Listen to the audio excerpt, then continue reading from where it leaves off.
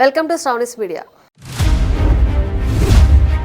YCP మాజీ MLA Bolla Brahmanaidu arrest అయ్యారు. 1000 కోట్ల రూపాయల భూ కుంభకోణానికి పాల్పడినట్లు ఆరోపణలు ఎదుర్కొంటున్న బ్రహ్మనాయుడు ముందస్తు బెయిల్ కోసం హైకోర్టును ఆశ్రయించారు. అయితే తెలంగాణ హైకోర్టులో ఊరట దక్కలేదు. ఈ కేసులో పోలీసులు అరెస్టు చేయకుండా ముందస్తు బెయిల్ మంజూరుకు అంగీకరించలేదు. దీంతో కాంచీపురంలో బ్రహ్మనాయుడు ఉన్నట్లుగా గుర్తించిన పోలీసులు అక్కడ అరెస్టు చేశారు.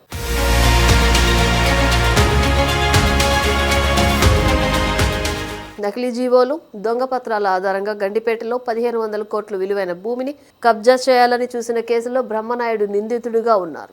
హైదరాబాద్ పరిధిలోని నార్సింగ్ పరిధిలో భూములు అక్రమంగా సొంతం చేసుకునేందుకు బ్రహ్మనాయుడు సహా మరికొందరు కుట్ర చేశారు. తాము ఏ భూమికి సంబంధించి కొనుగోలు ఒప్పందం చేసుకుంటున్నామో అది ప్రభుత్వ భూమి అని తెలిసి కూడా బ్రహ్మనాయుడు దాన్ని అక్రమంగా సొంతం చేసుకునే యత్నం చేశారని, నకిలీ జీవోల సంగతి ఆయనకు తెలుసని పోలీసు అధికారులు స్పష్టం చేశారు.